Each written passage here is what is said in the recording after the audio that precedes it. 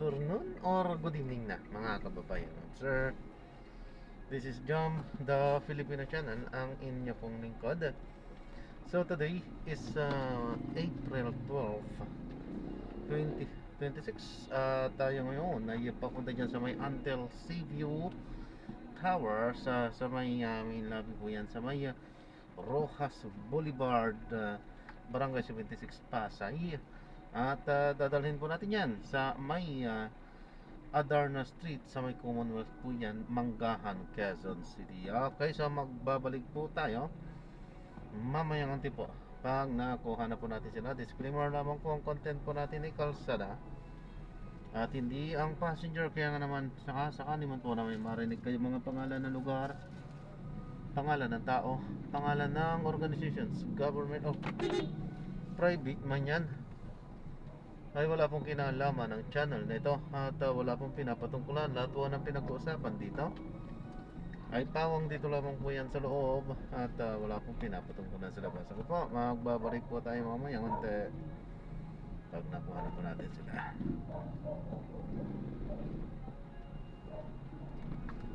Masikip dito.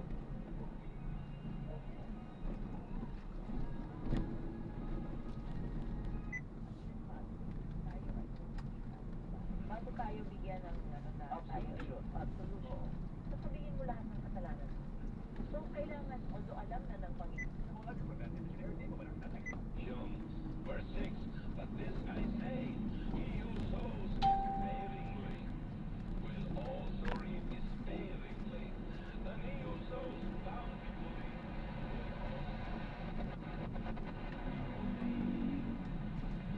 at sabi po sa verse 7, so let each one give or of necessity, for God loves a cheerful giver.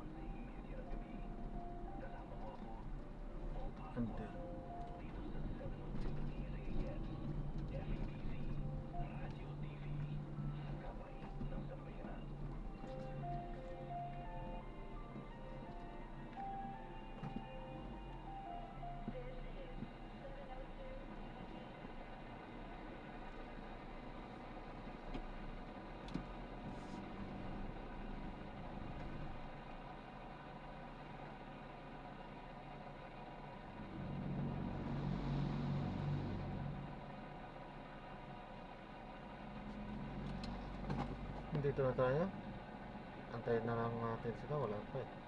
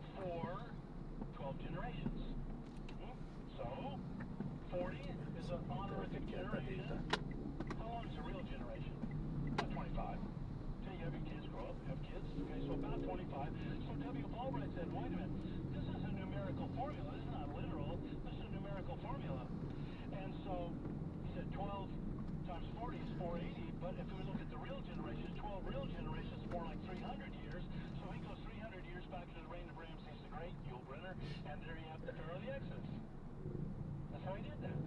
But what kind of procedure is this? It's not good exegesis, and it's not good history making. It's just not good at all.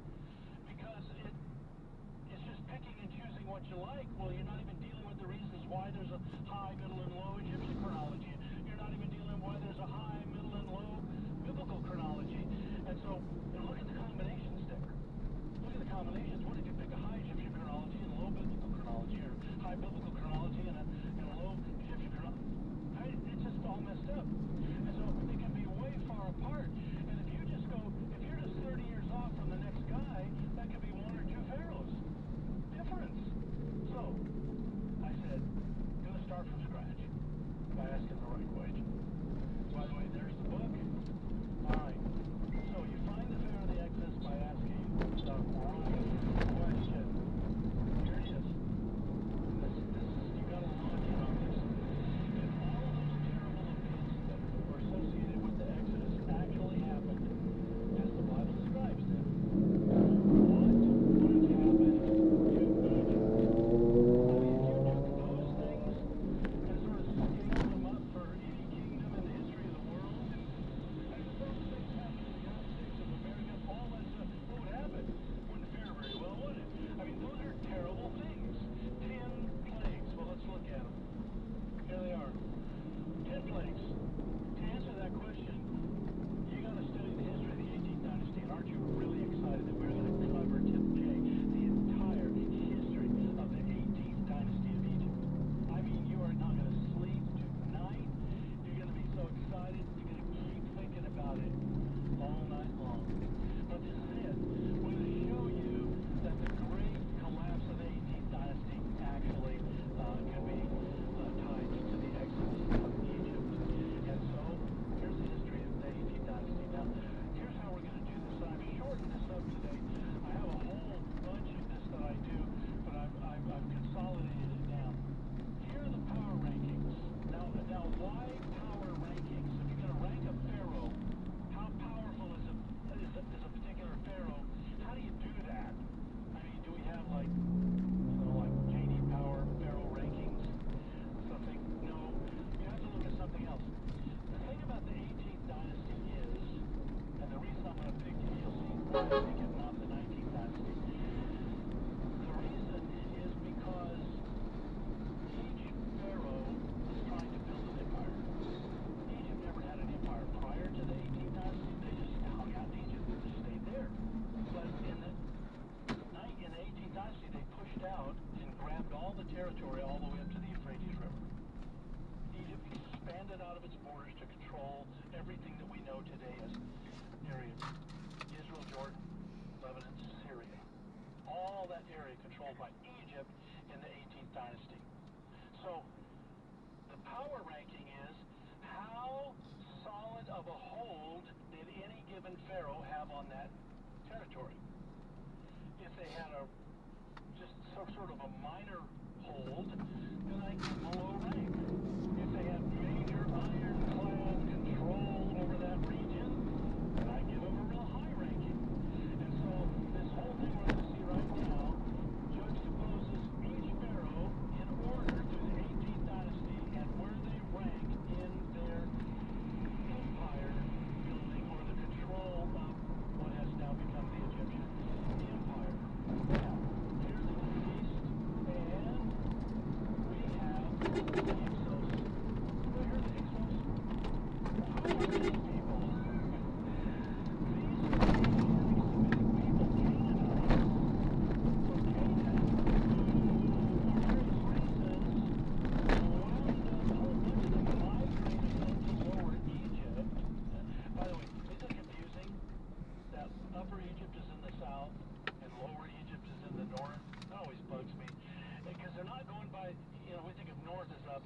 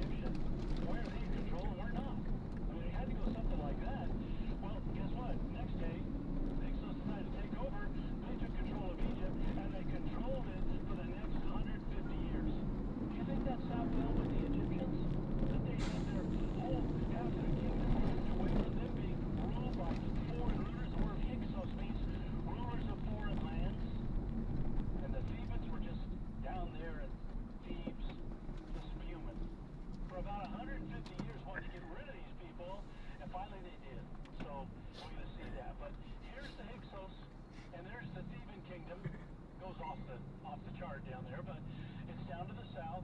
And up there at the top, we have a kingdom you may have never heard of. What's really fun is I do this in Bible colleges and schools and seminaries and all these Bible scholars, and I show Mitanni and they've never heard of it. Which immediately tells me they've never studied the ancient Near East, because Mitanni's a big deal, and they invented chariot. Those people. Okay. Well, here's Mitanni, kingdom in the north. Mostly, they control the area of northern Mesopotamia over to the Mediterranean coast. Okay? That's their area. And then we have another kingdom down there, Assyria. You've heard of them from the Bible, but at this time, in history, this goes all the way back to the Middle Bronze Age, in fact.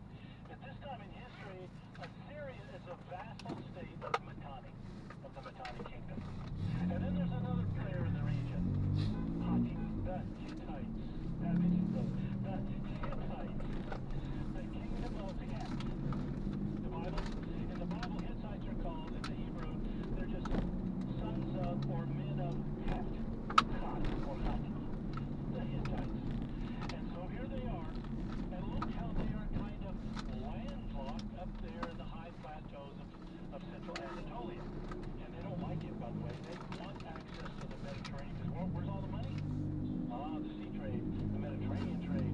They want access to those northern coastal cities, but they can't get it because who's controlling it? Mitanni. Mitanni hasn't walked down all the way to the Mediterranean coast, so you can see that the Hittites are up there growing, getting stronger, but living in a lot of frustration because they can't access the world trade. They can only do that. By the way, so why didn't they just go south, straight south to the Mediterranean? Because there's a huge mountain, Taurus mountain range there, and it's full of wild-eyed, crazy barbarians. And we're fearsome barbarians, and they couldn't do that. You can't go through the mountains to establish any kind of a trade route because of these fearsome tribes there. So they're just landlocked. They're just stuck with the Black Sea up there. What do you got in the Black Sea? Not much. So they're frustrated. So this sets the tone. By the way, the Hyksos period is the time of Abraham, Isaac, Jacob, and Joseph. The Pharaoh that Joseph went to visit in Egypt is a Canaanite guy. He's an Amorite guy, just like him. It's like Abraham. When Joseph comes in and works for this, becomes second only to Pharaoh in Egypt, what Pharaoh is it? It's a Hyksos Pharaoh. It's the last reigning Hyksos Pharaoh, probably. So, and not only that, how do we know that Joseph belongs during the Hyksos period? Because the Hyksos brought the chariot to Egypt. And there's no chariots in Egypt prior to the Hyksos period. That's just a fact. So, Joseph is introduced to the Egyptian population how?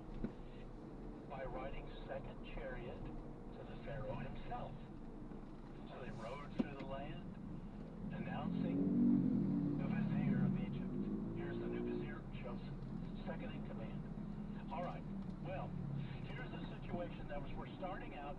This is around, as the situation existed around 1600 BC, or maybe even the early 1500s BC in the time of Joseph. Now, also want to show you the power rankings of the out in. Ang babastos. So, what does he do? Kabastusan yun. He drives his armies all the way Ang to haba the ng mga Euphrates pinipila River. natin tapos sila And he singit has lang a big singit dito. billboard, big steel, a big piece of rock up there that says, "I am Thutmose the First, King of the world. This is my This is now the official northern border of my kingdom." The same thing, you know. I mean, unless you stay up there with a big army and really reinforce it, they're just basically making a show and going back home, and the Mitannis are coming back and taking they just want the corridor to the sea. They want that Mediterranean trade. By the way, Egypt has contact with the Mediterranean, so they don't ever have a problem with that. So, but here's the problem. Thutmose II has a little wife. Her name is Hatshepsut. And little Hatshepsut is not interested in being queen. She's not interested in being what's called the God's wife, right? Pharaoh's God's wife. She wants to be Pharaoh. Not queen. She wants to be Pharaoh of Egypt. And so, interestingly enough, Thutmose II dies a little prematurely. She's probably slipping a little glass in his oatmeal from time to time, you know, to kind of facilitate the process. And he dies. Well, Well, and she's got this all worked out because the crown prince, when her husband dies, is only 5 years old. So if the crown prince is only 5 years old, she has now the excuse that I will be his guardian and I will rule administratively Egypt in his stead. But she's not happy just kind of ruling. She has monuments built, has a big mortuary temple built for herself. She starts a big project. She shows herself on the monuments with the beard and the male clothing, right? I mean, she depicts herself as a king, as pharaoh, not as a queen. Now, little Tut 3 is in the nursery having a good time, and he's totally unaware of all this. Doesn't care. But eventually, by the time he reaches puberty, by the time he hits, say, age 14 or 15 for sure, he does what every crown prince gets to do. You become commander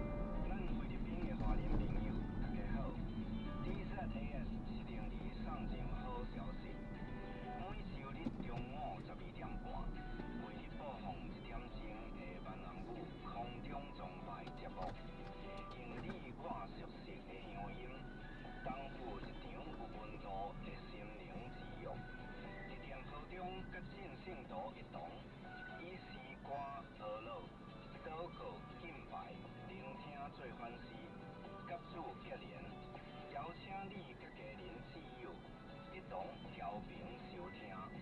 每周日中午12点半，锁定 DZAS 702，万安话空中总台。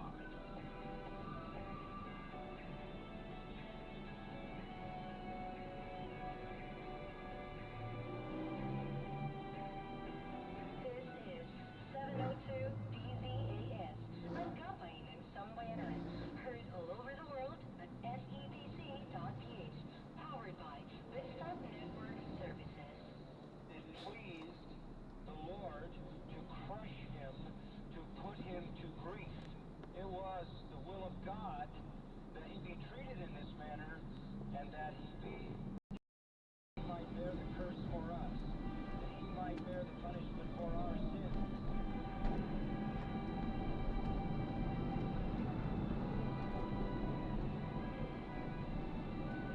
Welcome to Grace to You Weekend with the Bible teaching of John MacArthur. I'm your host, Phil Johnson. It's a tragic scene, the King of the Universe hanging on a cross, his enemies rejoicing at his death, and yet, as John MacArthur will show you today, even in that dark hour, God was at work in the lives of his people, and many people who once despised Jesus came to believe he was the Son of God. So why the sudden transformation? Consider that as we continue John MacArthur's study called The Divine Drama of Redemption.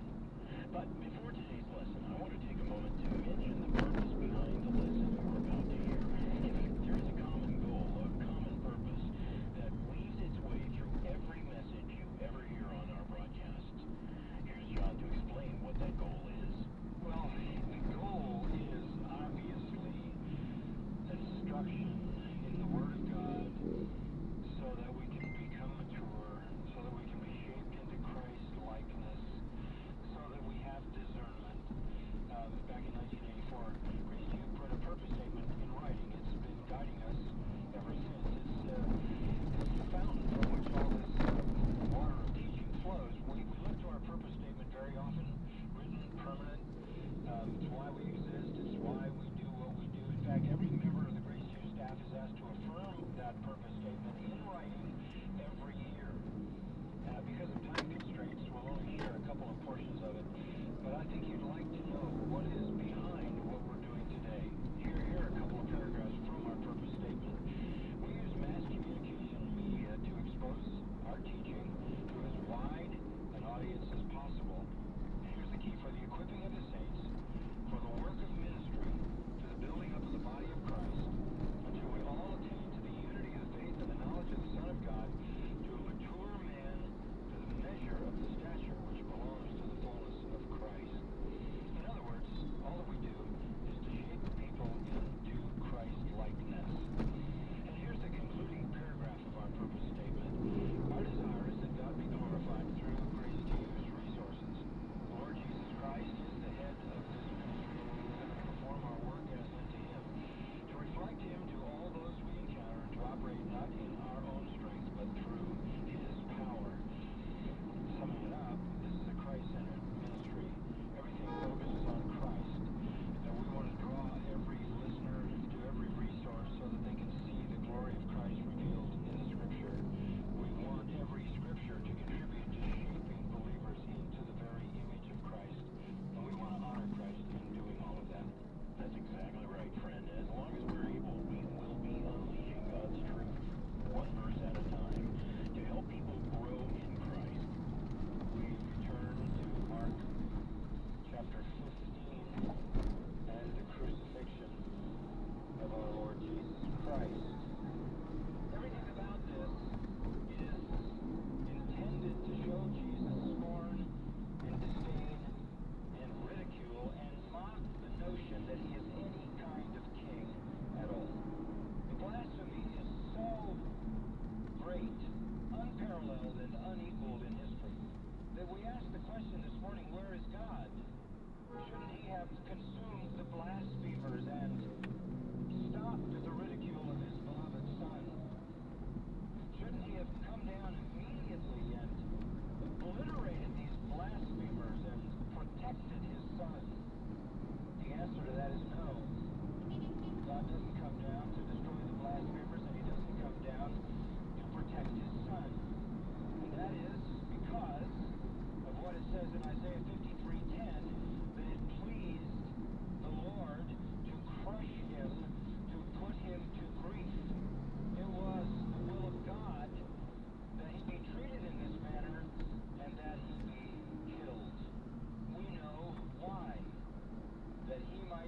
sacrifice for sin, that he might die in the place of sinners, that he might bear the curse for us, that he might bear the punishment for our sins.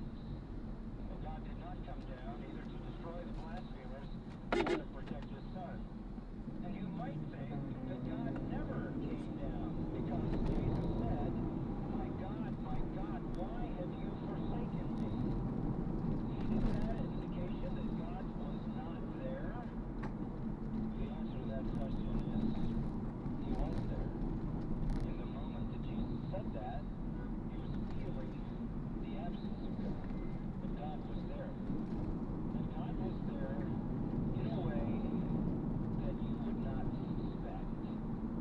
Yes, God was there. And he was there not to punish the blasphemers and not to protect his son, but to punish his son. Let's look at the passage. Three features come out of this account. Three separate features. First, we look at the Savior and the consummation of his sacrifice. Then we look at the centurion and the confession of his faith. And then we look at the women and the confusion in their minds. First of all, the Savior and the consummation of his death in verses 33 through 38. When the 6th hour came, darkness fell over the whole land until the 9th hour, and it is the darkness of God's presence. He is the one who is present in judgment from noon to 3 o'clock.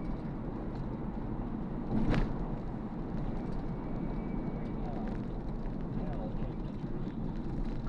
For 3 hours, hell came to Golgotha, as God unleashed the full extent of everlasting punishment on his Son. God is the true power behind hell's punishing experience. God is the true power behind the darkness of Calvary, for here he unleashes hell on his Son. Darkness, then, listen, is not the absence of God, and it's not the presence of Satan. Darkness is not the absence of God, it is the presence of God. It is God in full judgment vengeance. It is infinite wrath moved by infinite justice, releasing infinite punishment on the infinite Son, who can absorb all the tortures of eternities of hell and do it in 3 hours. It is in those 3 hours that he bore in his body our sins. It is in those 3 hours that he was made sin for us. It is in those 3 hours that he took the curse. And at the 9th hour, it ended. 3 o'clock, it ended.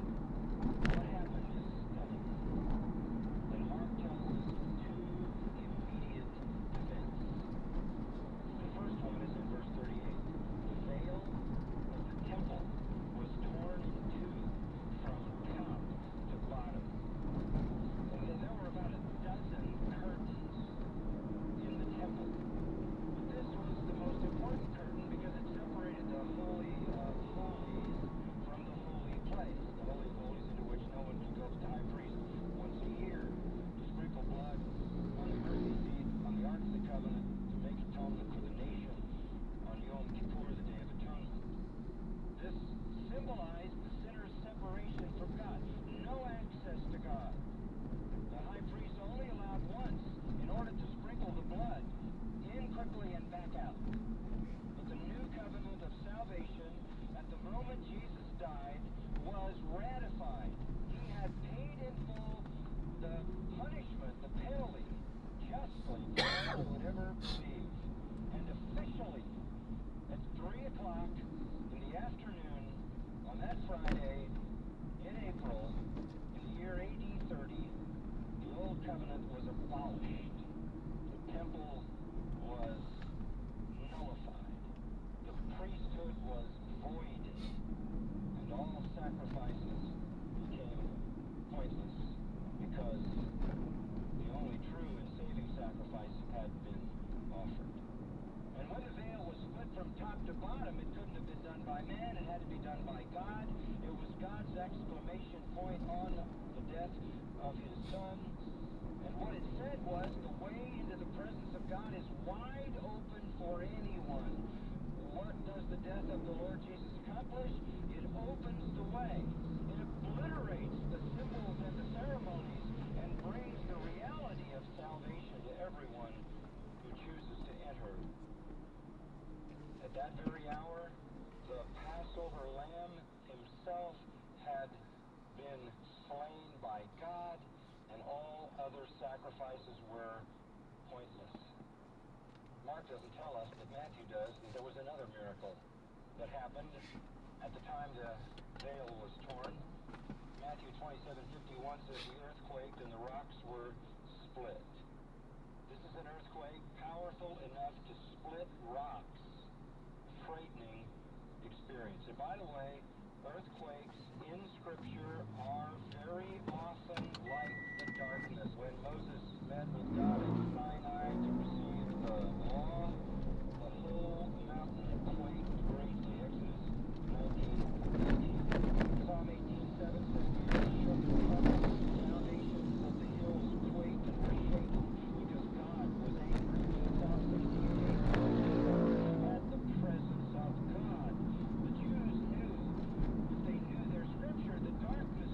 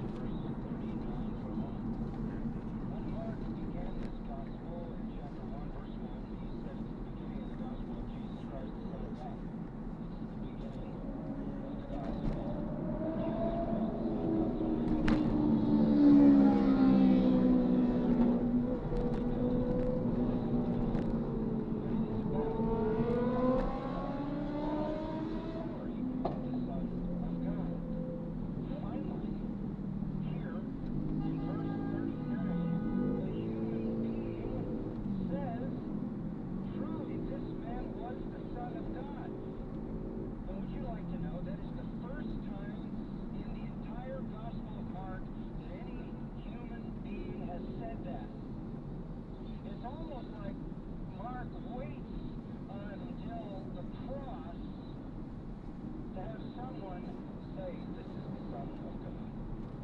Well, the Father said it. The Father said in chapter 1, verse 11, at his baptism, this is my beloved Son. The Father said it at his transfiguration. In chapter 9, the Father said it from heaven. This is my beloved Son. And by the way, the demons said it. Chapter 1, verse 24, 3, verse 11, 5, verse 9. The demons called him the Son of God. So heaven has said it, and hell has said it. Finally, when the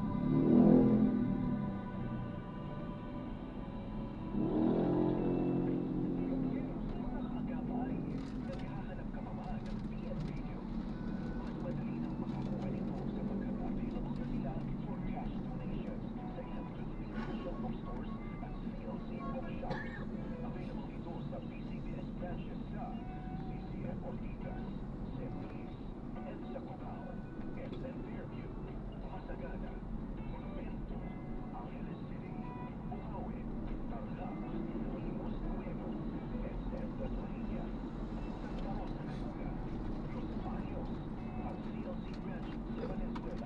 Para sa iba pang detalye, bisitahin lamang ang tmradio.nbc.ph o text o tumawag sa 0947-363-5605 o mag-message sa NBC Philippines Facebook page.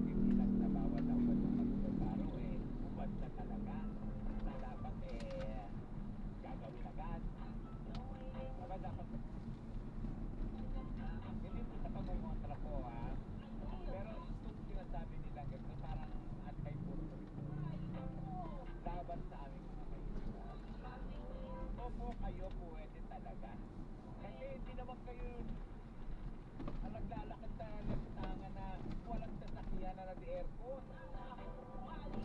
Ang mga bahay dito, mga senador na to, na mga opisyalis dito, puro aircon. Paano kami mga mahihirap? Wala naman kami aircon. At saka, sana kung nakapagpil sa public, okay, bawal talaga naglalakad sa public na wala namang ginagawa nakaupad mo. Pero kamo kung nasa harap ng may bahay, nagpapay at higit na higit, tapos huhulihin. Teka muna sa lista, at ang question ko dito, yung ticket na babayaran ng mga mamamayan, saan na naman mapupunta yan? Ang totoo lang, kung ano-ano na lang ang mga ginagawang batas laban sa pahihirap. Pero bakit yung mga di ba, nag-iisip sa DSWD na yan, yung mga korupsyon, asaan na? Asaan na yung mga yun? Ako hindi ko naman tinulig na ito ko at pinaglalan ko yung ordinance na ginawa. Huli na dyan ang inyong paboritong barangay LSPJ na sinagpapain at minsaling. Is that there's something terribly wrong, because then we could be detached from what we are teaching and actually live a double life.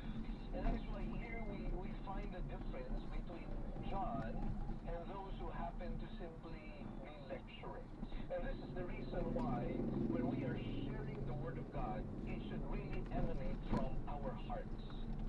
It should emanate from a heart of sincerity, a heart that truly desires people to be helped, people to be blessed, people to grow in spiritual maturity. Now, John mentions that he is not writing about a new commandment, but an old one, which they received at the beginning of their Christian life. Now, the word had, by the way, is in the imperfect tense, which means that they always had this taught to them, more probably by John himself. So this was something that was constantly being taught. Now, what was this commandment? Now, this commandment is love. Now, because it recurs 6 times within the 5 chapters of 1 John, Finlay, well-known Bible scholar, calls it the commandment of the epistle. So once again, the call of our Christian lives is to be able to love one another. Now, incidentally, when the Bible says old, it does not mean obsolete. The Spirit of God's Word encompasses all times. In fact, even when we look at some of the types in the Old Testament, as we very well know, they are shadows of the substance of who is Jesus Christ himself. In spite of the fact that they are shadows, they are meaningful illustrations that teach us about what Christ will do or has done in the New Testament. And therefore, old doesn't mean obsolete. Now, in the Christian church, love is not only expressed by showing respect, it is also expressed through self-sacrifice and servanthood. The Lord Jesus Christ himself would be the greatest example. In John 15, verse 13, it says, "Greater love has no one than this, that one lay down his life for his friends." And you and I know this is exactly what the Lord Jesus Christ had done for us. In fact, the beauty of it is that while we were enemies, he reconciled us to himself through the cross. And that is why, dear friends, this is so much bigger than just being able to lay down one's life for friends, because Jesus laid down his life for those who were his enemies. And we were the enemies of God.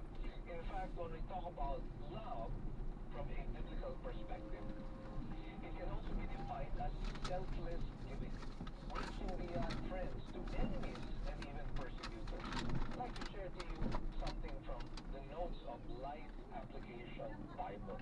It says Christian love is not a feeling, but a choice.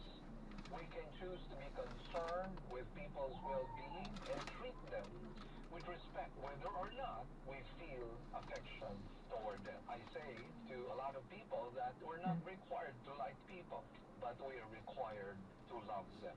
See, liking has to do with having the same hobbies, the Ang same tamad naman ng taxi wavelengths, driver the na yun. same vibes, and so Inaabot-abot on. lang, And hindi people sila are not tulungan always na like ano. us, but even then, we should still strive to Ba love yun? them. Interestingly, there's a sign in the Republic Yan, so na-drop na natin sila. Maraming salamat po sa panonood. that is who He is. Hanggang sa muli. The essence of God's Ingat po at God bless. Paalam po muna. is out of love. Now, for Pansamantala, believers, tayo ay we gagawa are ng ibang video sa ating susunod na misyon. we are supposed to reflect the Paalam love po. of God as well. And that is Gago. why John the Beloved is saying it is Mag-vibrata tayo true dito. in God and it should be true Mali yung in ano. you. So here's my question for you, my dear friends.